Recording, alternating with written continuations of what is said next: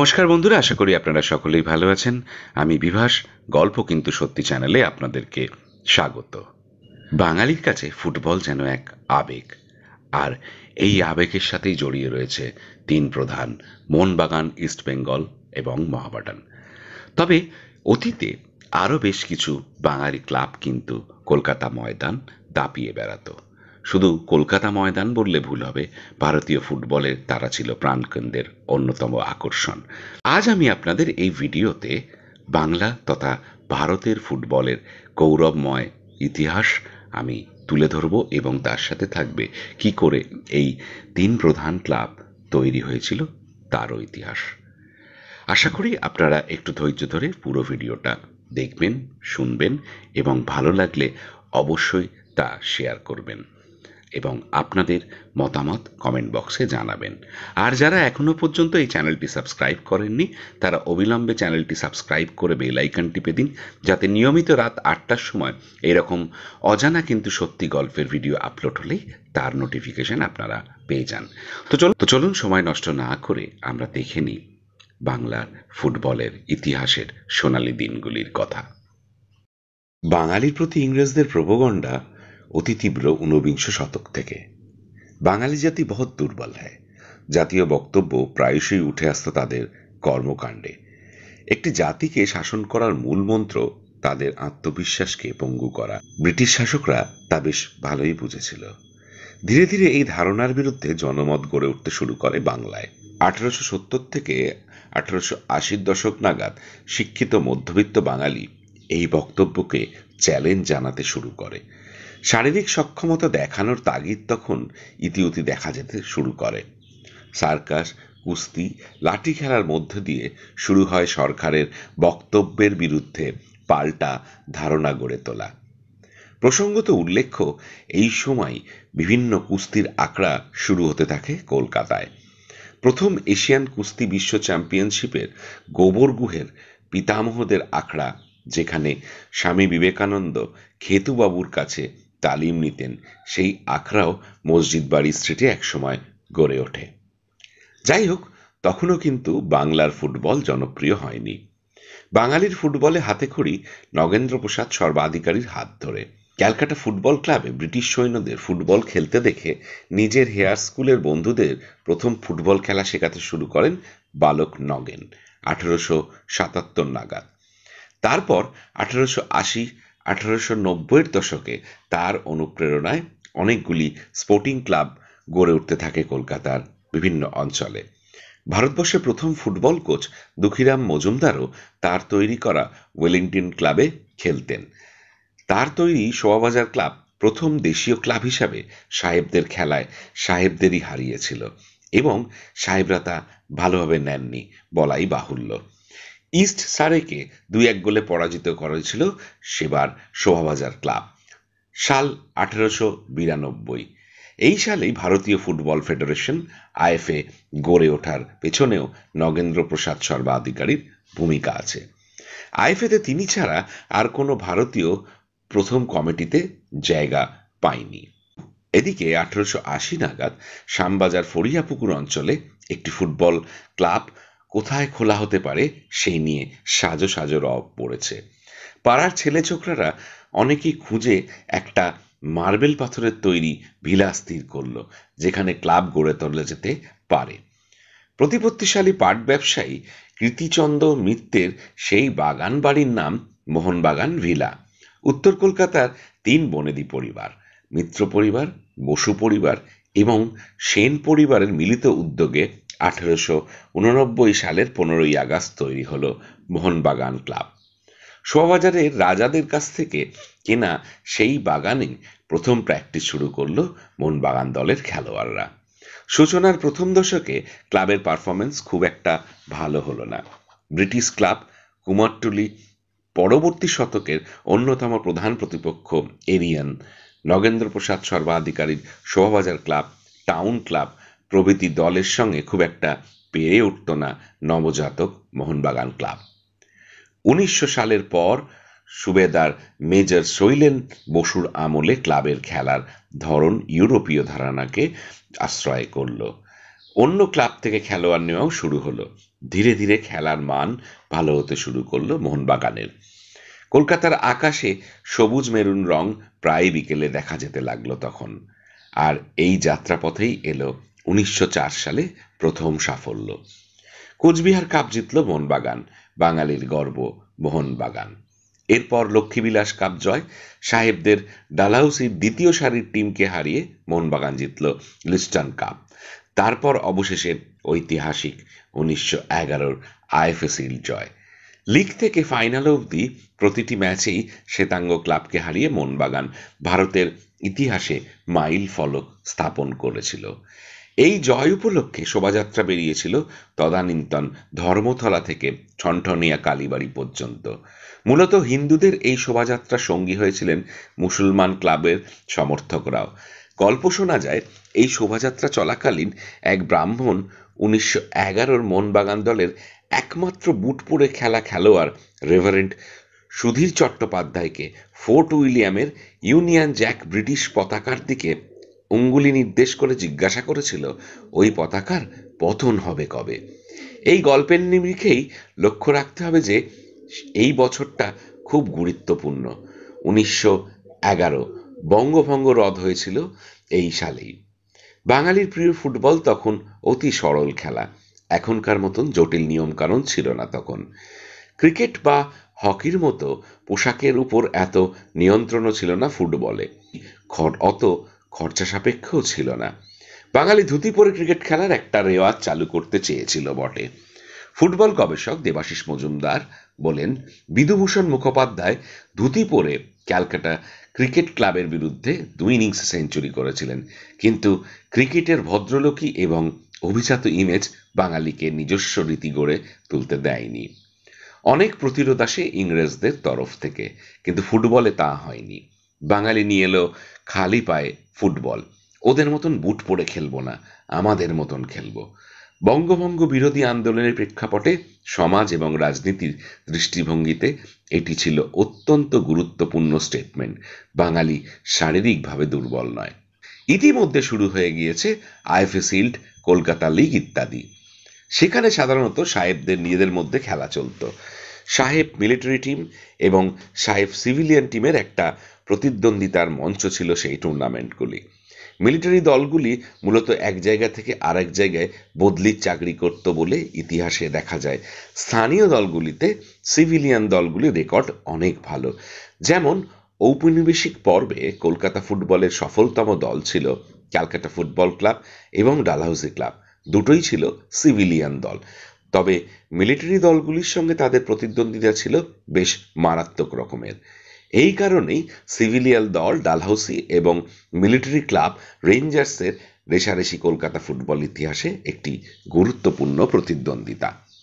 আসলে শুধু ফুটবল নয়, ভারতবর্ষে প্রথম নানান খেলা এই মিলিটারি দলগুলি নানান শহরে ছড়িয়ে দেয় এবং সেই খেলা নানান ক্লাব গঠন করে নিয়মিত খেলতে শুরু করে স্থানীয় সিভিলিয়ান দলগুলি। কলকাতা ফুটবলও এই পরম্পরার ব্যতিক্রম নয়। বাংলার নিজস্ব দলগুলি ইতিমধ্যে যখন নিজেদের খেলার মান ভালো করতে আরম্ভ করল, তারা কলকাতা লিগের প্রথম ডিভিশনে সাহেব দলগুলির সঙ্গে খেলার সুযোগ পেল। প্রথম এই সুযোগ অর্জন করল দুটি দল, শোভাবাজার ক্লাব এবং মোহনবাগান। আবার একটু ফিরে যাওয়া যাক ঊনবিংশ শতকে। তখনও দ্বিজাতি তত্ত্ব মাথাচাড়া দেয়নি বটে, কিন্তু ভারতবর্ষে আলিগড় আন্দোলন চলছে।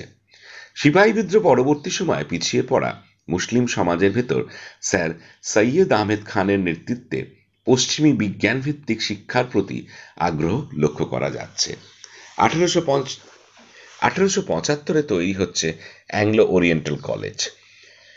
এই রকম সময় থেকেই ওই শতাব্দীর বাকি সময়টা জুড়ে বাংলার মুসলমান ইন্টেলেকচুয়ালরা নতুনভাবে গড়ে উঠতে থাকা ক্রীড়া সংস্কৃতিতে নিজেদের প্রতিনিধিত্ব চাইলেন। 1886-তে গড়ে উঠল মুসলমানদের ক্লাব জুবিলি ক্লাব, পরবর্তীতে ধাপে ধাপে যার নাম হয় মোহামেডান স্পোর্টিং। ওই সময় অন্যান্য দেশীয় ক্লাবের সম্ভবত মুসলিম প্রতিনিধিত্ব ছিল, কিন্তু তা হাতে গোনা।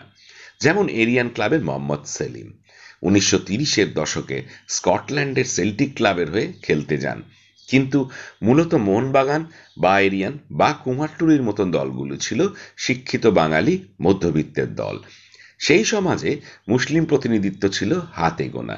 সেই জন্য এই মডার্ন ক্লাব প্রতিষ্ঠা এবং তা বেড়ে ওঠা কলকাতা ময়দানের ইতিহাসে এক গুরুত্বপূর্ণ অধ্যায়। প্রসঙ্গত উল্লেখ, এই মোহামেডান ক্লাব ১৯৩৪ থেকে ১৯৩৮ টানা ৫ বার কলকাতা লিগ জয় করে ময়দানের শ্বেতাঙ্গ আধিপত্যে একবারে শেষ করে দিয়েছিল। এর সঙ্গে ১৯৩৬-এর আইএফএ শিল্ড, ১৯৪১-৪২-এও আবার আইএফএ শিল্ড। সেই উত্তাল রাজনীতির দশকে কলকাতার পাশাপাশি ভারতবর্ষের অন্যান্য প্রান্তে করাচি, কোটা, হায়দ্রাবাদ, বেঙ্গালুরুতে ফুটবল আস্তে আস্তে জনপ্রিয় হচ্ছিল। ডুরেন্ট জয়ী প্রথম ভারতীয় দল ব্যাঙ্গালোর মুসলিম। নাম মুসলিম হলেও এই দলটি ছিল অসাম্প্রদায়িক, কিন্তু মোহামেডান তার মুসলিম পরিচয় তখনও ধরে রেখেছিল ভালো মতোই। স্বাধীনতার পরে ৬০-এর দশক নাগাদ এসে অবশেষে ফুটবল হয়েছিল তাদের মূল অগ্রাধিকার, ধর্ম নয়। ধর্মনিরপেক্ষ ভারতে ধীরে ধীরে তাদের ধর্মীয় বাঁধন আলগা হলো। যদিও এই মোহামেডান সমর্থকরা কিন্তু ১৯১১ সালে সিলজয়ী মোহনবাগানীদের শোভাযাত্রায় সামিল হয়েছিল, যেমনটা আগেই বলেছি। ২৮ জুলাই ১৯২০ জোড়াবাগান বনাম মোহনবাগান খেলা। কোচবিহার কাপে বেশ গুরুত্বপূর্ণ এই ম্যাচ। কোনো এক অজানা কারণে অন্যতম গুরুত্বপূর্ণ ডিফেন্ডার শৈলেশ বসু প্রথম দলে সুযোগ পেলেন না। দলে জায়গা পায়নি আর এক খেলোয়াড় নশা সেনও। এই ঘটনায় ক্ষুব্ধ হলেন জোড়াবাগান ক্লাবের সহসভাপতি সুরেশচন্দ্র চৌধুরী। তিনি চেষ্টা করলেন শৈলেশ এবং নশাকে দলে ঢোকানোর। তার অনুরোধে খেলানো হয় এই দুই খেলোয়াড়কে। জোড়াবাগান হেরে যায় ২-০ গোলে। চারিদিকে সবাই বলতে থাকে এই দুই খেলোয়াড়ের জন্য জোড়াবাগান হেরেছে, ওরাই দায়ী। আর দায়ী ভাইস প্রেসিডেন্ট সুরেশচন্দ্র। এই অপমান সহ্য হল না সুরেশচন্দ্রের। অগত্যা জোড়াবাগান ছাড়লেন সুরেশ। তার সঙ্গী হলেন মন্মথ রায়চৌধুরী, রমেশ চন্দ্র সেন এবং অরবিন্দ ঘোষ। ১লা আগস্ট ১৯২০ প্রতিষ্ঠিত হল পূর্ববঙ্গীয় প্রতিষ্ঠাতাদের ক্লাব ইস্ট বেঙ্গল। অর্থাৎ লক্ষণীয়, এই ক্লাবের জন্মের মূলে এবং বেড়ে ওঠার যাত্রাপথেও একটা সাংস্কৃতিক রেষারেষির জায়গা আছে। কলকাতা যেহেতু প্রশাসনিক কেন্দ্র ছিল, তাই অনেক পূর্ববঙ্গীয় এখানে আসতেন কর্মসূত্রে। তাদের বিরুদ্ধে এই দেশীয়দের একটা রেষারেষির আবহাওয়া, তাদের ভিতরে জমতে থাকা ক্ষোভ আমরা এই গল্পের মধ্যে কিছুটা বুঝতে পারি। যদিও দেশভাগ তখনও হয়নি, কিন্তু বাংলা ভাগের মাধ্যমে এই রেষারেষির বীজ কিন্তু ব্রিটিশরা ইতিমধ্যেই রোপণ করেছিল বলে মনে হয়। ইস্টবেঙ্গল শুরুর দিকে শুধু পূর্ববঙ্গীয় খেলোয়াড়রাই খেলতেন, এদেশিরা নয়। যাই হোক, প্রতিষ্ঠার পর ইস্টবেঙ্গল ক্লাবের প্রথম সভাপতি হলেন উপেন্দ্র কিশোর রায়চৌধুরীর দাদা সারদা রঞ্জন রায়, যিনি বাংলার ক্রিকেট ইতিহাসেও খুব গুরুত্বপূর্ণ নাম। প্রতিষ্ঠার প্রথম মাসেই 7 সাইড টুর্নামেন্ট জিতল ইস্টবেঙ্গল। তারপর তারা জিতল খগেন্দ্র শিল্ড ১৯২১-এ। মোহনবাগানের সঙ্গে তাদের প্রথম খেলা ১৯২১ সালের ৮ই আগস্ট কোচবিহার কাপে। গোলশূন্য ড্র হলো সেই ম্যাচ। ইস্টবেঙ্গল আইএফএ সেকেন্ড ডিভিশনে ১৯২৪ সালে শেষ করলো রানার্স আপ হিসাবে। ক্যামেরুন বি টিমের পেছনে শেষ করেছিল তারা। যেহেতু সেই সময় ফার্স্ট ডিভিশনে ক্যামেরুন এ টিম খেলত, তাই Cameroon B team first division খেলার অগ্রাধিকার পায়নি। তাই রানার্স আপ ইস্টবেঙ্গল ফার্স্ট ডিভিশনে প্রমোশনের দাবিদার ছিল। তখনও পর্যন্ত ফার্স্ট ডিভিশনে শুধু দুটো ভারতীয় দল খেলার সুযোগ পেত। এই নিয়মের অজুহাতে এর আগে কুমারটুলি এবং টাউন ক্লাব প্রমোশন পায়নি, কিন্তু ইস্টবেঙ্গলের ভাগ্যে শিখেছিল। দুই ভারতীয় ফার্স্ট ডিভিশন ক্লাব মোহনবাগান এবং এরিয়ানের প্রবল আপত্তি সত্ত্বেও ইস্টবেঙ্গল প্রমোশন পেল। প্রথম নিয়ম ভাঙল শ্বেতাঙ্গ শিবির। এরপর ১৯২৫ সালের ২৮ মে মোহনবাগানের বিরুদ্ধে প্রথম আনুষ্ঠানিক ম্যাচ খেলল ইস্টবেঙ্গল। নেপাল চক্রবর্তীর একমাত্র গোলে জয়লাভ করল তারা। কলকাতার আকাশ দেখতে শুরু করলো লাল হলুদ রং। তবু লাল হলুদ বড় মঞ্চে সাফল্য পাচ্ছিল না। শুধু পূর্ববঙ্গীয় খেলোয়াড়দের নিয়ে সাফল্য মিলছিল না বলে ধীরে ধীরে তারা পশ্চিমবঙ্গীয় এবং ভিন রাজ্যের খেলোয়াড়দের নিতে আরম্ভ করলো। কলকাতা ময়দানে শ্বেতাঙ্গ দলের সঙ্গে বাংলা দলের লড়াই ১৯৩০-এর দশক থেকে স্তিমিত হতে শুরু করলো। দ্বিতীয় বিশ্বযুদ্ধের সময় ময়দানের শ্বেতাঙ্গ দলগুলি দুর্বল হতে লাগলো। মোহামেডান স্পোর্টিংয়ের দাপটে। ফুটবল মানচিত্রে তখন অন্যান্য দেশীয় দলগুলি জায়গা করে নিতে থাকলো, প্রতিপত্তি বাড়তে শুরু করলো তাদের। ওই রকম সময় প্রতিষ্ঠার পর দীর্ঘ বছর পর 1942-এ প্রথম ইস্টবেঙ্গল আইএফএ ফার্স্ট ডিভিশন জিতল। 1943-এ প্রথম আইএফএ শিল্ড, 1945-এ কলকাতা লিগ এবং আবারও আইএফএ শিল্ড। এতদিনে লাল হলুদ ময়দানে ফুল ফোটাতে শুরু করলো, যদিও দেশ এবং রাজনীতি তখন ফুল ফোটানোর ময়দান ছিল না। স্বাধীনতার আগে কুখ্যাত 43-এর মন্বন্তর, স্বাধীনতার সময় রক্তক্ষয়ী দেশভাগ, ভারত স্বাধীন হলো, বাংলার ফুটবল নতুন ধরনের প্রতিদ্বন্দ্বিতা দেখল। দেশভাগের ফলে প্রচুর পূর্ববঙ্গীয় মানুষ ভারতবর্ষে আসতে বাধ্য হলেন। তাদের জীবনে আর কিছুই অবশিষ্ট ছিল না। তাদের পূর্ব পরিচয় আঁকড়ে ধরার অবলম্বন হয়ে উঠল ইস্টবেঙ্গল ক্লাব। তারা নিজেদের এই ক্লাবের সঙ্গে একাত্ম করে ফেললেন আর্থসামাজিক এবং রাজনৈতিক কারণে। ইস্টবেঙ্গল দলও 1949 সালে এই বিপুল সমর্থন নিয়ে ট্রেবল জিতল, অর্থাৎ কলকাতা লিগ, আইএফএ শিল্ড এবং রোভার্স কাপ। 1949 থেকে 1953-র মধ্যে ইস্টবেঙ্গল ক্লাব ঈর্ষণীয় সাফল্য লাভ করল। ময়দানে এদের প্রধান শত্রু হয়ে উঠল মোহামেডান স্পোর্টিং। মোহামেডান স্পোর্টিং দলও কিন্তু দেশভাগের ফলে ক্ষতিগ্রস্ত হয়েছিল। তাদের অনেক খেলোয়াড় পূর্ব পাকিস্তানে চলে যায়। যদিও স্বাধীনতার পর প্রথম কলকাতা লিগ 1948 সালে মোহামেডানই জিতেছিল, কিন্তু তাদের ফুটবল প্রতিপত্তি সার্বিকভাবে দেশভাগের কারণে মারাত্মক ক্ষতিগ্রস্ত হয়। তাই তারাও পূর্ববঙ্গীয় হিন্দুদের সমর্থন করা দল ইস্টবেঙ্গলকে প্রধান প্রতিপক্ষ ভেবে ফেলল। আর এই দিকেই মোহনবাগানের সঙ্গে এরিয়ান ক্লাবের প্রতিদ্বন্দ্বিতা তো ছিলই। এই দেশীয় দল হিসাবে এই দুটি দল নিজেদের প্রধান প্রতিপক্ষ ভাবতে শুরু করে। অর্থাৎ বোঝা যাচ্ছে এখনো পর্যন্ত ইস্টবেঙ্গল মোহনবাগান এখনকার এই ডার্বির উত্তেজনা তখন কিন্তু শুরু হয়নি। তখন কলকাতা ময়দানে প্রতিযোগিতা ছিল বহুমুখী। রেলের দল রাজস্থান ক্লাব শক্তিশালী ছিল 60-এর দশক অবধি। তারপর ধীরে ধীরে ময়দানের প্রধান শক্তি হয়ে উঠল মতি নন্দীর ভাষায় তিন প্রধান: ইস্টবেঙ্গল, মোহনবাগান এবং মোহামেডান। সমসাময়িক প্রেক্ষিতে স্বাধীনতার পরবর্তীকালে ভারতীয় ফুটবলের অবস্থানটাও একবার চোখ বোলানো দরকার এই ফাঁকে। Hyderabad city police coach Syed Abdur রহিমের কোচিংয়ে এই সময় ভারতের আন্তর্জাতিক মঞ্চে সাফল্য চোখ ধাঁধানো। 1951 থেকে 1964 এই সময়কাল ছিল ভারতীয় ফুটবলের স্বর্ণযুগ। 1951-তে এশিয়ান গেমসে ভারত জিতেছিল সোনা, ফাইনালে ইরানকে 1-0 গোলে হারিয়ে। 1956 অলিম্পিকে চতুর্থ স্থানে শেষ করেছিল ভারত। 1962-র এশিয়ান গেমসে আবার সোনা। 1964-র এএফসি এশিয়ান কাপে রানার্স আপ। ইতিমধ্যে 1950 সালে ভারত ব্রাজিল বিশ্বকাপে স্থান পেয়েছিল। তখন বিশ্বকাপ অলিম্পিকের মতন বড় ঘটনা ছিল না। খালি পায়ে খেলা ভারতীয় দলকে বিশ্বকাপ খেলার অনুমতি দেয়নি ফিফা, তাই খেলা হলো না প্রথম বিশ্বকাপ। যদিও এই নিয়ে মতান্তর আছে এবং কেন 1950 সালে বিশ্বকাপে ভারত খেলেনি তা নিয়ে কি মতান্তর বা কি কারণ হতে পারে সেই নিয়ে আমি আগামী দিনে একটি বিস্তারিত ভিডিও বানাবো। তো যাই হোক, এই খালি পায়ে ফুটবল খেলা যাবে না বিষয়টা ভারতীয়রা প্রথম উপলব্ধি করে 1952 সালের হেলসিঙ্কি অলিম্পিকে। ঠান্ডায় কাবু হয়ে খালি পায়ে খেলা ভারত যুগোস্লাভিয়ার কাছে 10-1 গোলে পরাজিত হয়। এআইএফএফ তারপরেই বুট পরে খেলার বাধ্যতামূলক করে। রোমানিয়ার যুব কাপে সেবার 1952 সালে খেলার আমন্ত্রণ পায় ইস্টবেঙ্গল, রাষ্ট্রপতি রাজেন্দ্র প্রসাদের সুপারিশে। তখন নিয়ম ছিল কোনো ভারতীয় ক্লাব যদি বিদেশে খেলে ভারতীয় জার্সি পরে খেলবে, কিন্তু এআইএফএফ ইস্টবেঙ্গলকে ভারতীয় জার্সি পরার অনুমতি দেননি। ইস্টবেঙ্গলের ম্যানেজার জ্যোতিষ গুহ বললেন, কোনো পরোয়া নেই, আমরা লাল হলুদেই খেলব, আমাদের জার্সি খেলে দেবে।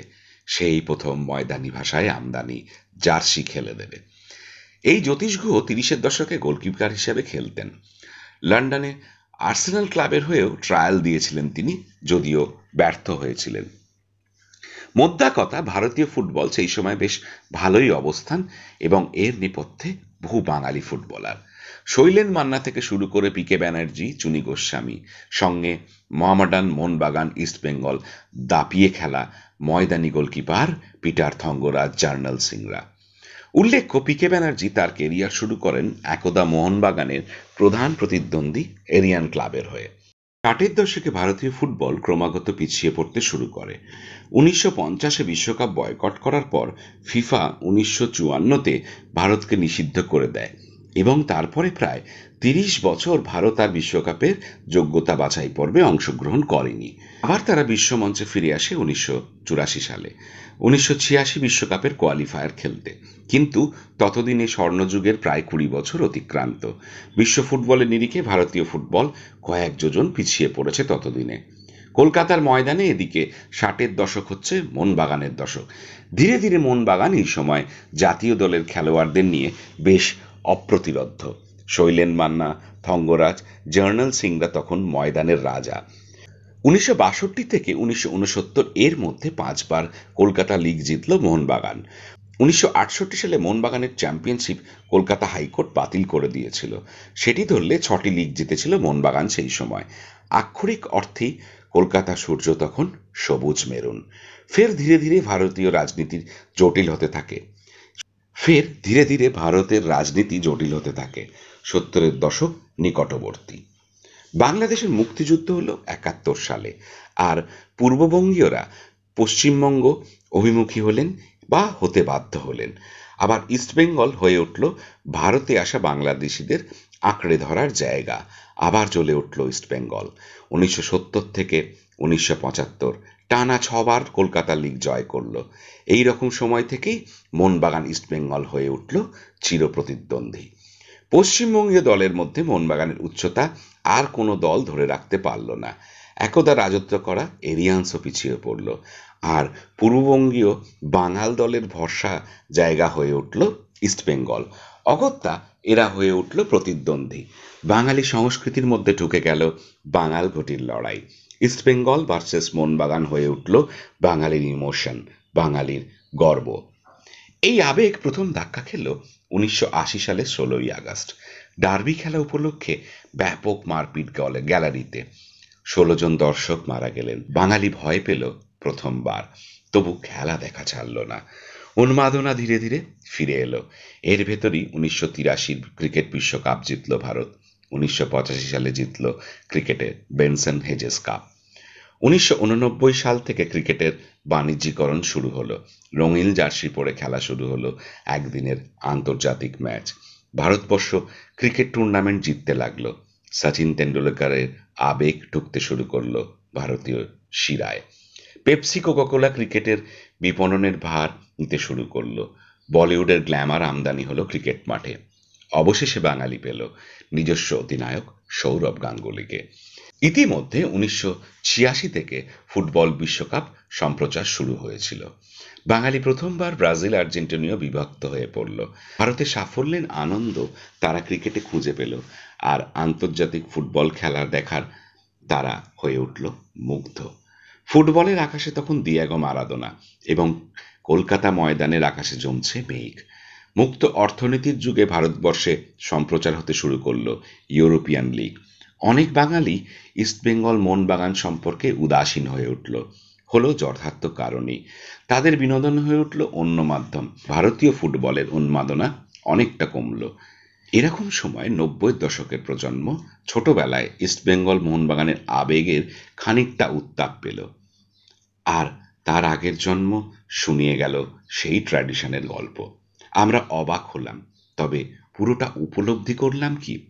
এর মধ্যে ভারত চেষ্টা করল লিগ স্ট্রাকচারকে উন্নত করার। জাতীয় লিগ হলো, আই লিগ হলো, তারপর তারকাখচিত আইএসএল এলো। ভারতের র্যাঙ্কিং আস্তে আস্তে উঠে এলো বিশ্বের প্রথম 100-এ। 2000-এর প্রথম দশকে হাড্ডাহাড্ডি সময় হতো দুই প্রধানের। ততদিনে মোহামেডান স্পোর্টিং আর সামনের সারির দল নেই। গোয়ার সালগাওকার, ডেম্পো সহ আরও বিভিন্ন দল ছিল বাংলার দুই প্রধানের প্রতিপক্ষ। তবে সাম্প্রতিক অতীতে এই দুই প্রধানের মধ্যে মোহনবাগানের পাল্লা কিছুটা ভারী হয়েছিল। আশার খবর, ভারতীয় ফুটবল আবার হয়তো উঠে দাঁড়াবে।